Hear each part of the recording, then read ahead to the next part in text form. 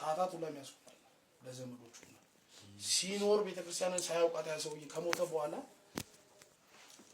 ረጅሙን ፍታትም ተደረገ የጉዞ ፍታትም ተደረገ የቤት ፍታትም ተደረገ ይጠቅመዋል አይጠቅመው ጾሙ ጸልዮ እንደውም ፍታ ነገስታችን ምዳል ከ7 አመት በላይ የሆነ ሰው አቅሙ ለጾም የደረሰ ሰው ሁሉ ይጾም ከ7 አመት በላይ በሮቀን ስጋ እየበላ በአዋጅ ጾም ቀን ቤተክርስቲያን 7 አዋጅ አጽዋማት አሏት ከነዛ ከ7ቱ አዋጅ አጽዋማቶች መካከል የነቢያት ጾም አለ የሐዋርያት ጾም አለ የገና ጾም ምንድነው የነቢያት ጾም ነው የሐዋርያት ጾም ምንድነው የሰኔ ጾም ነው ጾመ ድህነት ምንድነው አርብና ሮብ የምንጾመው ጾም ነው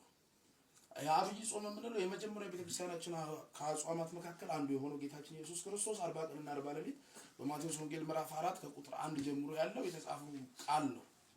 እሱ የጾመው ጾም ነው ሌላው 16 ፍልሰታ ብለን የምንጾመው እመቤታችን የጾመችው ቃል ጾም ነው ሌላው የጋር ጾም ብለን በጥምቀትና ደግሞ በገና ጾም ከመድረሱ አንድ ቀን የምንጾማት ጾም ነው እነዚህ ጨምሮ 7 የቤተክርስቲያናችን የአጽዋማት ጊዜያቶች አሉ ጾመ ነነዌ ደግሞ የ3 ቀን ጾም ነው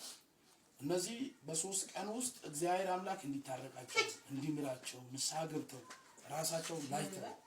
ተቢያ ልሰው ጤዛ ተንተርሰው የጾሙትና እግዚአብሔር አምላክ እነሱ ሊያጠፋ የነበረው እሳት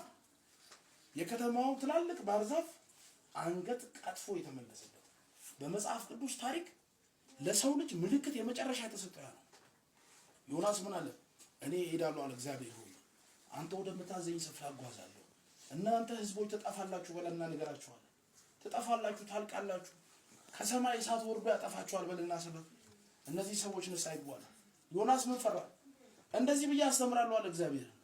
ነገር ግን እንደዚህ ብዬ ሳስተምር እነዚህ ሰዎች እግዚአብሔር አምላክ በዚህ በ3 ቀን ውስጥ ንስሐ ከገቡ ተማራቸው እኔ ምን እባላለሁ አለ ሐሰተኛ ነብይ ይባላል አንዳንድ ጊዜ እኮ ከእግዚአብሔር ክብር የራሱ ክብር የሚበልጥበት ሰው አለ ከቤተ ክርስቲያን ክብር የኛ ክብር የሚበልጥበት ጊዜ አለ እንዳው ለስጋችን ልንፈራ እንችላለን ለስጋችን ልናዝ ልንደነግጥም እንችላለን ስለ ቤተ ክርስቲያን ግን ልንሞትም ይገባል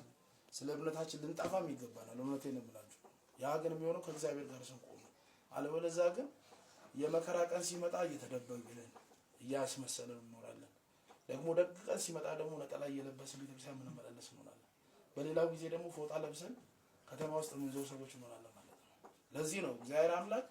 በጊዜውም ያለ ጊዜውም ምን ይሆናችሁ ነው የጸናችሁ ሆኑ የሚለው ማለት መጽሐፍ ቅዱስና በዛ ውስጥ የነበሩትን ሰዎች እንደዛ ሆናለ ብሎ ነብዩ ስለፈራ ሳይናገር ቀረ